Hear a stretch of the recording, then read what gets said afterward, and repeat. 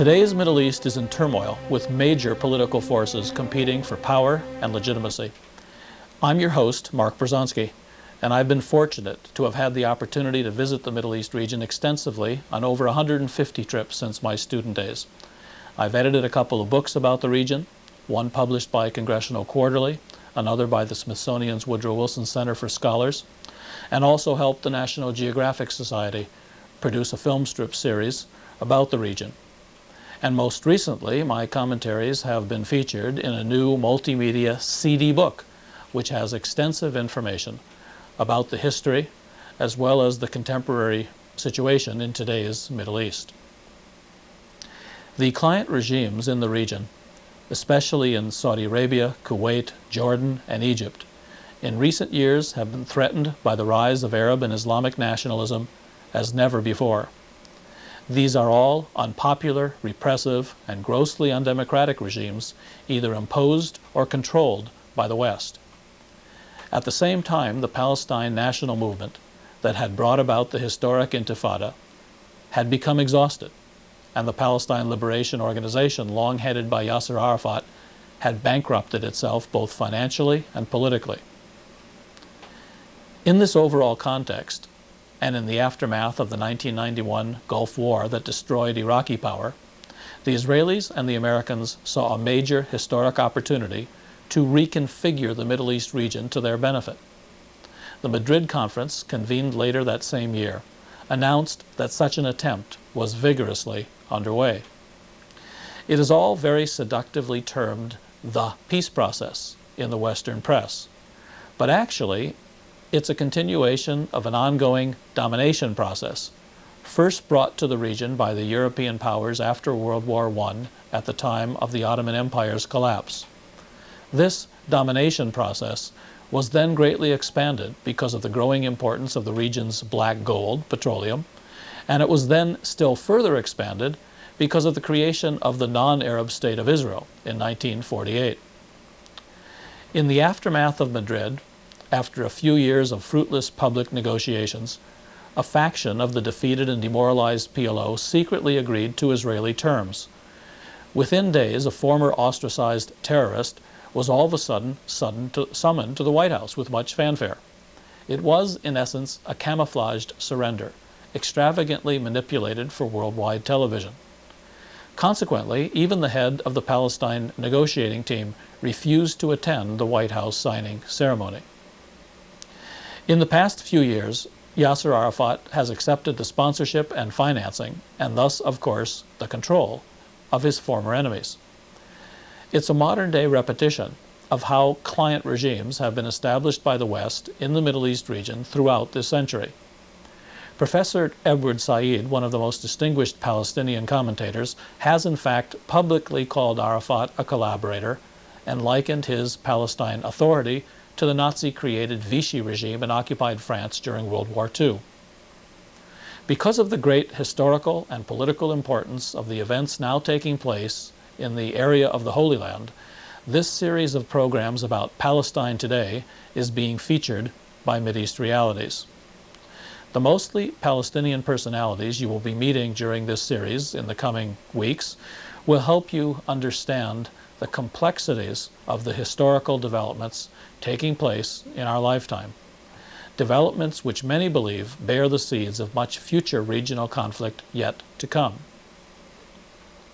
For the past few years, Yasser Arafat has been creating a caricature of the many police states that dominate the region. Arafat was assigned this role because someone was needed whose image would be credible for world public opinion and for at least some segments of the Palestine population. And Israel had already tried and failed with all the other choices. The half-dozen or more competing security forces Arafat has established, with American and Israeli support, have been assigned the task of bringing the far more popular Palestinian nationalist forces under control. In short, the once independent PLO was first destroyed, and then it was resurrected in co-opted fashion. What we see happening before our eyes is a classic example of the divide and rule approach first introduced by the British and the French to the region before the modern era of American-Israeli domination. Consequently, rather than the self-determination and independence they have for so long struggled for. The Palestinian people today find themselves being reduced to existence on modern-day reservations. Some say Bantustans is a better analogy, while the majority of their land and resources continue to be taken from them. All opposition is branded simplistically as terrorism, and all who oppose this unenviable destiny are quite literally being beaten into submission. To understand why the various groups are acting as they are, it is important to appreciate that the client regimes in the region, now including the Arafat regime, are cooperating with the Americans and the Israelis in what is essentially a desperate attempt to prevent their own nationalist and populist forces from taking power. Just as in the past, this divide and rule approach to controlling the wealth and geography of the Middle East is very much in play today, and no doubt will be written about in such terms in future history books. From Morocco and Algeria in the west to Iran and Pakistan in the east, with the oil and petrodollar-rich Gulf in the geographic center, the basic struggle in the contemporary Middle East is between imposed repressive regimes protected by the U.S. and now Israel, these on one side, and populist, nationalist, and Islamic forces attempting to wrest control from those who oppress them on the other side. In a region where nearly all established authority is unpopular and illegitimate, the seeds of further chaos and revolution, as has already occurred in Iran, Lebanon, Algeria, and the Sudan, are today being sown. In addition, as the well-known Egyptian political analyst Mohammed Sid Ahmed explained in previous MER programs when I interviewed him in Cairo, the Middle East region is today in the midst of a major arms race. We are, in fact, in the opening rounds of a nuclear and biological arms race, whose ramifications could well be catastrophic at some future date. The U.S. and Israel are frantically trying to prevent those opposing the current Pax Americana order in the region from achieving their goals. But in reality, it was the Israelis who in the first place introduced nuclear weapons into the region almost a generation ago, with clandestine American help, and they have at least twice threatened to actually use them. In this Palestine Today series of programs, a number of professors and Middle East experts discuss all of these realities far more openly and honestly than American audiences are usually exposed to. Even so, much of what is being said remains a bit between the lines. In many cases, it has become second nature for Middle Easterners to pull their punches, fearing retribution that comes in various forms. In other cases, including some of the Palestinian intellectuals you're about to hear, they are not totally independent and authentic voices. For however articulate and interesting, these people are carefully selected, have establishment connections and often foreign university degrees, speak English well, and are free to travel to attend conferences such as the recent one at Georgetown University, where some of these persons presented their views. Other persons back home, and uninvited, would present the situation in far more stark and far more ominous terms. Thank you for watching Mideast Realities, and we hope you will tune in regularly. At the end of this half-hour program, I'll tell you how to easily get in touch with your comments and ideas, and how to get additional information about our program and the groups who make it possible, including the new Committee on the Middle East.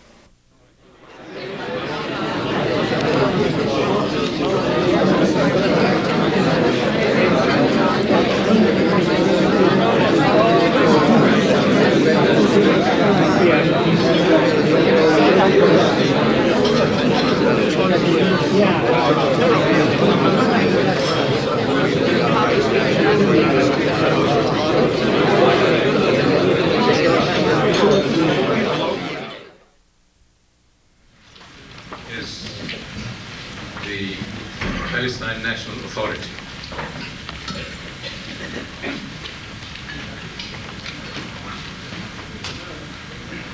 The Palestine National Authority, according to the Oslo Agreement, was to be constituted by general elections in July 1994. As we all know, these elections did not take place. And the PNA is today still what Mr. Arafat hastily put together last year, a non-representative, ramshackle structure answerable solely to him. The first, and so far the main achievement of the PNA has been to establish a police and security system in Gaza and Jericho along the lines of the Mukhabarat state, familiar in most Arab regimes.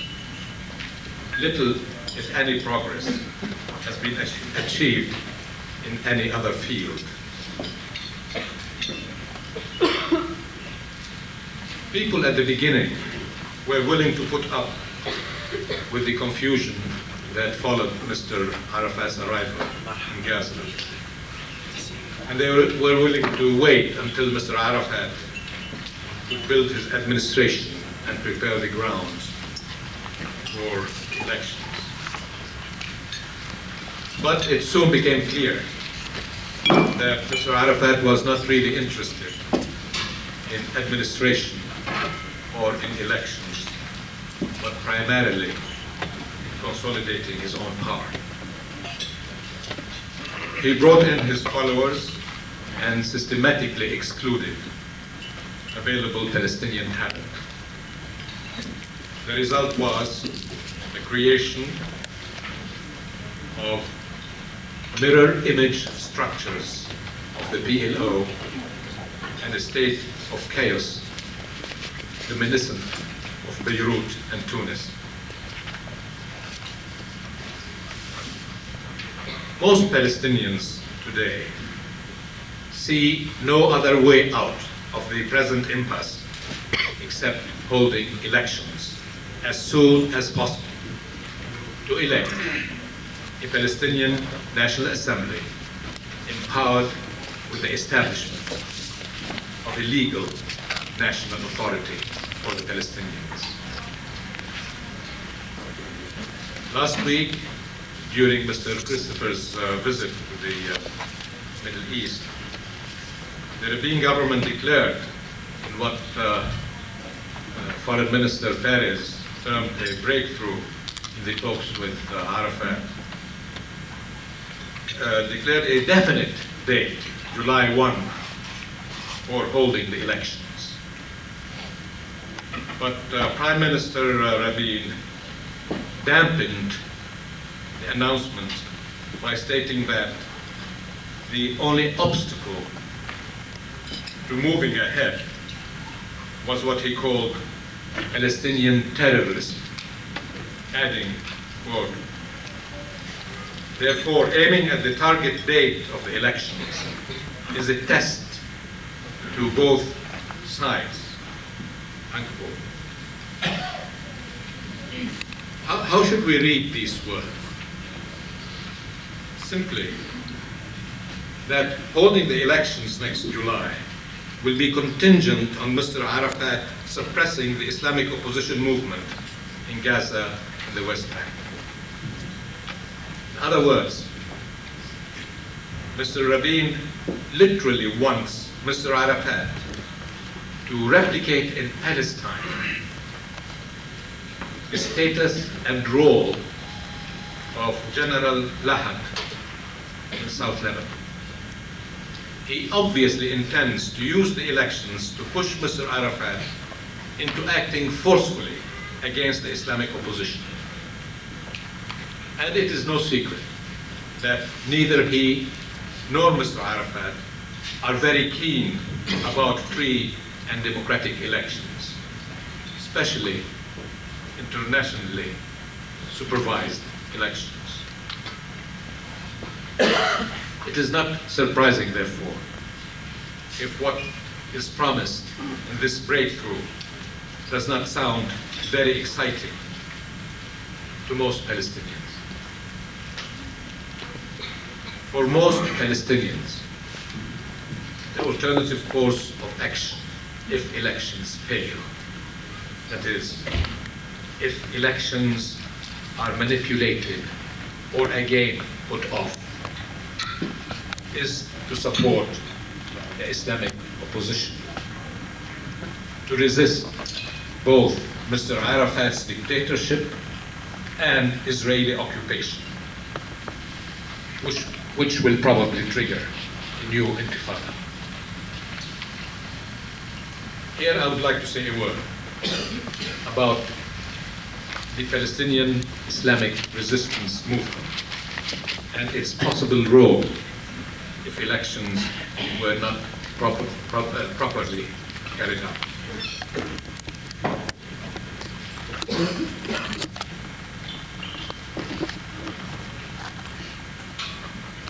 From the very beginning, Israel all equated resistance with terrorism.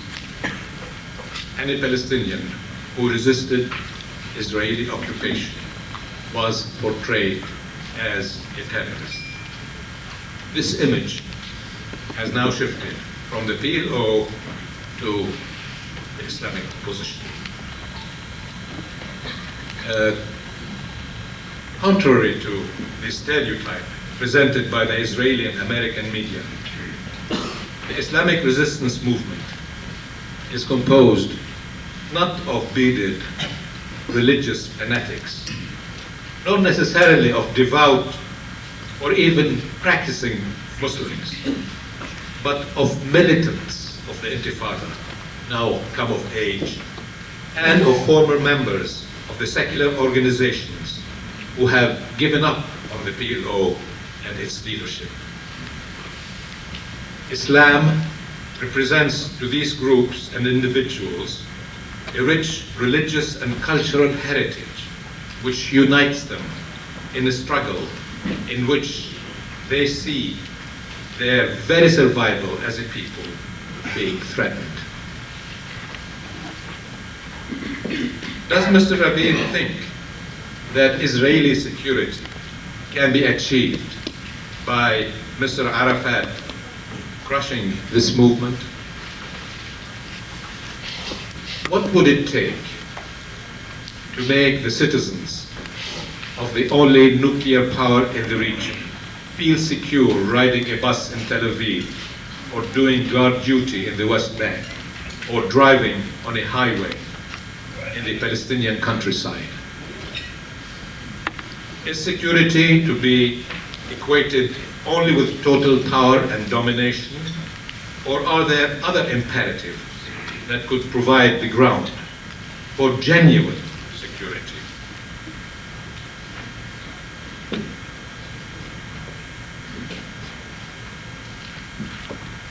The Israelis will have the kind of security they seek only when they realize that such security cannot be had by suppressing the Palestinian people or by dominating the Arab world. In the end, they can do neither, but by a historic reconciliation with their Palestinian and Arab neighbors, a reconciliation based not on power and domination, but on workable justice and on mutual recognition. Many Palestinians, a little over a year ago, were willing to support the peace process despite their opposition to the Oslo Agreement, precisely because they thought that the Israeli leadership had taken such a historic decision to recognize the Palestinians as a people and to accept the partition of Palestine as the basis of a final settlement. But as it turned out, we were tragically mistaken.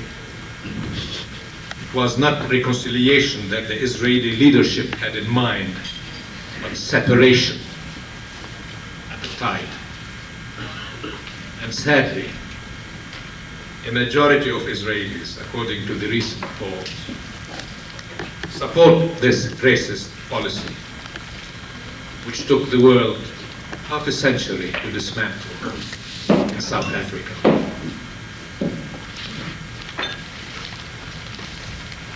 We are very fortunate today to have with us a group of distinguished Palestinian professionals who will address some of the issues I have touched upon, particularly those dealing with the conditions of peace and the Palestine National Authority. Muna Rishmawi, Aoun Ashawa, Ali Jarbawi, and Iyad Sarraj will each cover an aspect of the situation and give us their assessment of it. Unfortunately, Mr. Sten Anderson, who was to be our luncheon speaker, is unable to be with us today. Dr. Haider Abdeshafi, the head of the Palestinian delegation to the Washington peace talks and our keynote speaker, will deliver his address at the luncheon meeting. So we will have additional time this morning for questions and discussion ending at 12:15.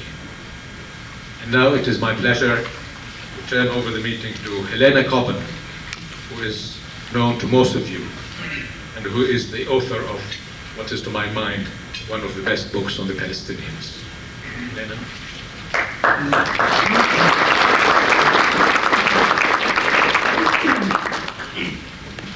Thank you, Dr. Sharabi. I was very honored to be invited to head this, not to head this panel, but to chair it.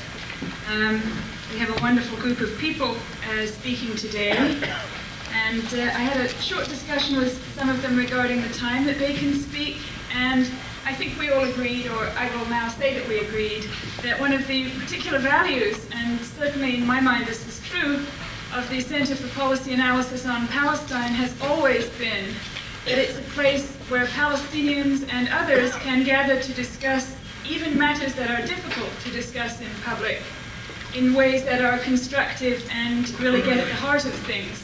So we're going to try to leave some time after the presentations for this kind of a discussion here. And so I will just ask the presenters to keep their remarks focused on something that will really provoke a helpful discussion for us all and to keep them as short as they can. But really they have a lot of wonderful things to tell us about. I know that coming from the occupied territories or from the so-called autonomous zone, they can really share their experiences in a useful way with us. The first speaker is Muna Rishmawi, and I'm actually delighted that I never met Muna before, so I'm delighted to meet her here now. Contrary to what it says on your piece of paper, she has not been practicing law since 1958. 85 was when she started.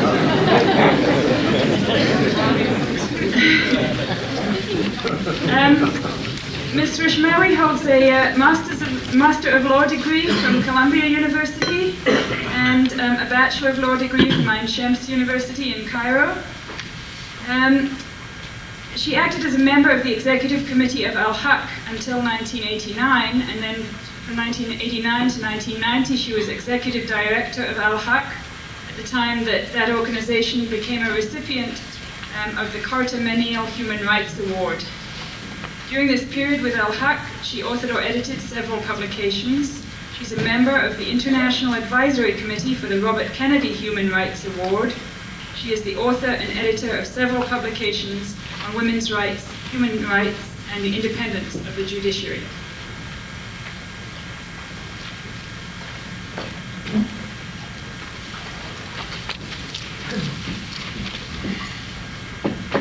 Thank you very much, Helena. I'm very pleased and happy to be here. The last time I was here to address an American audience was actually in 1989, and I'm very happy to be back to the United States and see a lot of my friends here, Nufar, Jane, and many others. And I'm pleased for the opportunity to talk today. Okay, what I would like to discuss with you today is the legal framework of the actions of the Palestinian Authority. Here, the legal framework of the actions of the Palestinian Authority derives from the both the declarations. Louder, please. Sorry? Louder. Louder. Closer to the mic. Closer to the mic.